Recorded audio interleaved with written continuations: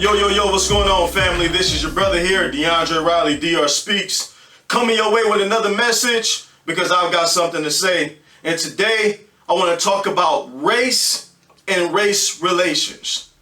Because a lot of things are happening nowadays, and race is a very relevant topic in 2015. Racism, as a matter of fact, seems to be re-emerging to some, to others it has never left. But at any rate, we are hearing about racism as much as we have been hearing about anything else lately. And in 2015, that's quite alarming, that we are still having issues with race and racism. Now, I want to approach this video and I want to talk about two different things, and I want to talk to two different groups of people. That is, number one, if I can say it this way, my people. African Americans, black people, people who look like me. The other group of people I want to talk to is white people, Caucasians, Europeans, however you choose to identify yourself. Now, I'm not trying to be disrespectful, I'm not trying to be condescending, I just want to make it plain that these are the two groups of people that I'm going to talk about. And so to my people, here's the first thing I want to talk about is I understand and I realize and I recognize that racism is very much alive. Everywhere we go, we're dealing with racism. Everywhere we go, we're dealing with discrimination. Everywhere we go, we're dealing with prejudice. We're dealing with all of these issues simply because we're black. Not because we're miseducated, some of us. Not because we don't got money, some of us. Not because some of us don't have status in society and some of us don't have good names and big names. Not because some of us aren't rich, but because we're black. In 2015, you and I are still being discriminated against because of our skin color. Think about that. Of all of the things to prejudge DeAndre Riley on, for instance, you choose to look at me and automatically place me in a box because I'm black? That's a big issue. And I know, just like me, you're angry about it. You're upset about it. You're pissed off about it, period. You can't stand it.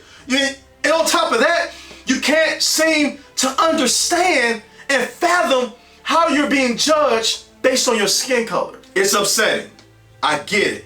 I understand it. But even with all of the things that are happening to make us upset, I want to encourage you, my brothers and sisters, and caution you to utilize that anger in a wise manner. Like the scripture says, be angry and sin not. Don't allow those who are racist, those who are prejudiced, those who are ignorant in their thinking and closed-minded, don't allow them to cause you to stoop down to their level. Keep your head up high, maintain some dignity, maintain some respect, and with all means, try to always keep a level head. Respect yourself above all others.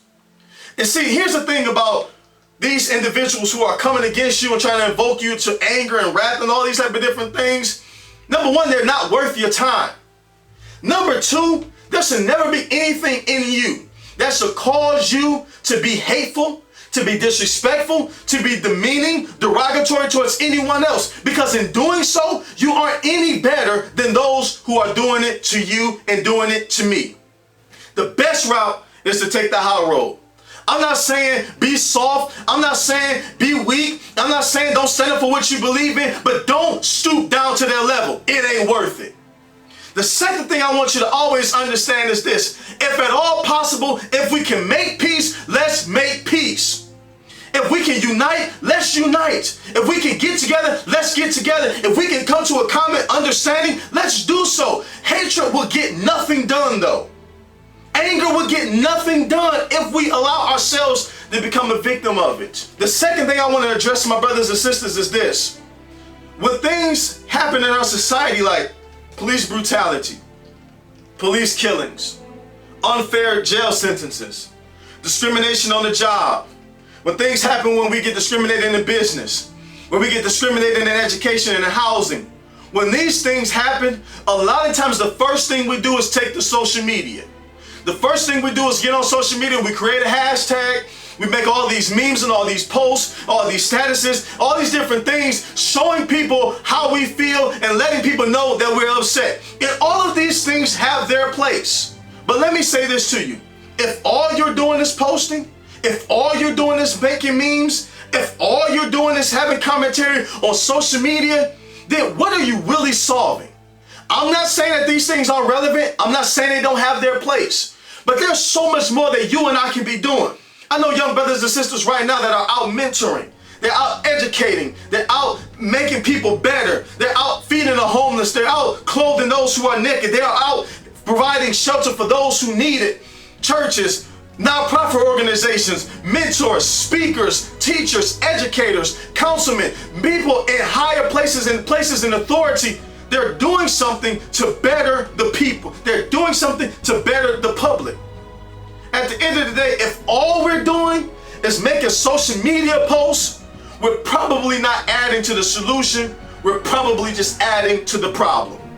I recognize there are some of us, that's all we can do. And I also recognize that some of us, we have a voice on social media.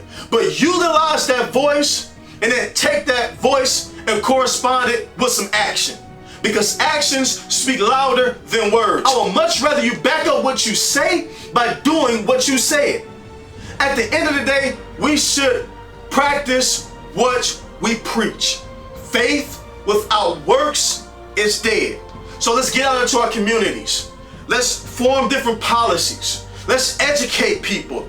Let's get educations ourselves. Let's do something to where we can better ourselves past just making social media posts and debating with people on social media. Because at the end of the day, that really ain't doing nothing unless you're really backing up your words with action. Second group of people I want to talk to is white people. Come here, white people. Listen, I'm not an angry black man. I am a passionate black man. When I do this, whether I'm preaching in the pulpit, when I'm doing motivational speaking, get behind this camera, I do so with passion. I want to say something though to you all as a person who is not racist, as a person who is not a bitter black man, as a person who does not blame you or your ancestors for anything that I may have missed out on in life. Because I stand where I am right now by the grace of God. I stand where I am right now by a cord of working my faith and putting actions with it and helping me get to the place where I can stand here and boldly proclaim to say to myself, and I'm proud to be black, I'm proud to be a male, I'm proud to be who I am, I'm proud to be D.R.speaks. But with that being said, can I speak on behalf of my people for a second? Because a lot of times our anger or our being upset with you all, and I'm not talking about those who are racist, we've already talked about those. We're talking about those people who are seemingly insensitive to what's happening. And maybe you're not insensitive on purpose. Sometimes you're just completely oblivious or maybe even ignorant to what's happening. But for case in point, for example, let's say for instance one of our African American friends on Facebook were to make a post and they use the hashtag Black Lives Matter. I've seen more often than not a Caucasian person, a white person, a non-black person come back on that same post and reply, no, hashtag All Lives Matter. And guess what? I agree with you. All lives do matter. Black lives, white lives, Hispanic lives, Asian lives, they all matter. However, it is not wise in that time when they're trying to express why Black Lives Matter for you to come and undercut or even demean their argument and say all lives matter. You may not get it, you may not understand it, but just take it from me. Please take it from me. It's not the right time. Because we're not saying Black Lives Matter to be exclusive. We're not saying Black Lives Matter to be divisive. We're not saying even Black Lives Matter to be racist or prejudiced. All we're saying is let's be conscious of what's happening to the black lives. We're trying to simply bring awareness to the issues and the pains that we are tired of dealing with. Because here's the truth. The white individual that's watching this, you will never understand what what it's like to be black. You would never get it. You would never understand what it's like to be turned down from a job simply because you're black. You would never understand what it's like to have people automatically make preconceived notions about you simply based on your skin color. You would never know what it's like to walk into a room and see white individuals there and speak to them and they don't even look at you. You would never understand that because you're not black. You would never get that. And here's the thing about all of this. We have certain things and issues that we're dealing with on a daily basis that you simply can't identify with. I was watching this documentary and this young white girl, she didn't mean any harm. I know she wasn't being racist. I know she wasn't being prejudiced. She simply just did not know. But when the guy asked her, what does it mean to be white? Her response was, well, it's just the default race. It's the good race. Wow. This came out of her mouth. So if the white race is the good race, then what does that make every other race? The issue is we have struggles and issues as African Americans, as black people, as people of color, that we are trying to overcome, and we've been trying to overcome since we got here. All we ask for is some love and some respect. All we ask for is for some attempt to try to understand where we're coming from. Some patience with us, and for you to also be wise in how you deal with us. Because I know most people watching this video, you're not prejudiced. You're probably not racist. You probably got black friends. You probably agree with a lot of stuff that I'm saying, and I commend you for that. But in doing so, the all lives matter thing is certainly a relevant issue. But if you really want to prove to us that all lives matter, link up with us when we're trying to advance ourselves as well. Get out there and dispel the myths that white people have about us. You know those conversations that you all have behind closed doors that none of us black people ever hear? Those things that some of your family members and friends think about black people, and they kind of make those comments and you know they're not right, but yet you don't speak up for us? Until things like that happen, until you get out there and help us out, until you dispel some of those myths and preconceived notions about black people, a lot of those issues and things that we're dealing with will continue to perpetuate. We'll continue to have those issues. We'll continue to have racism. We'll continue to have prejudices. If we're going to make it in this world, here's what I honestly believe. White people, black people, I believe unity is necessary. Unity amongst blacks, unity amongst whites, and unity amongst each other.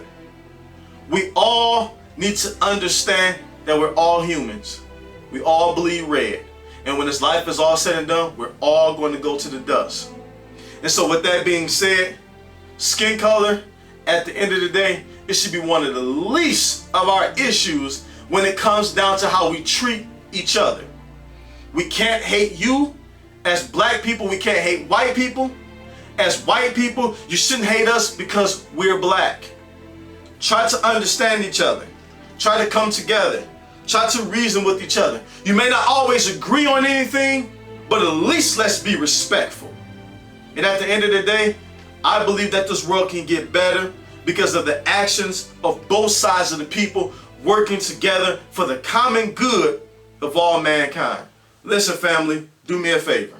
If you feel like this video will be beneficial to somebody, if you think this message needs to be heard, or you agree with what I'm saying, or maybe you just think it's good conversation, do me a favor, share it, tag somebody in it, and even let me know what you think. I would definitely appreciate it. And until we meet again, this is your brother here, DeAndre Riley, D.R.speaks. Peace. Be blessed.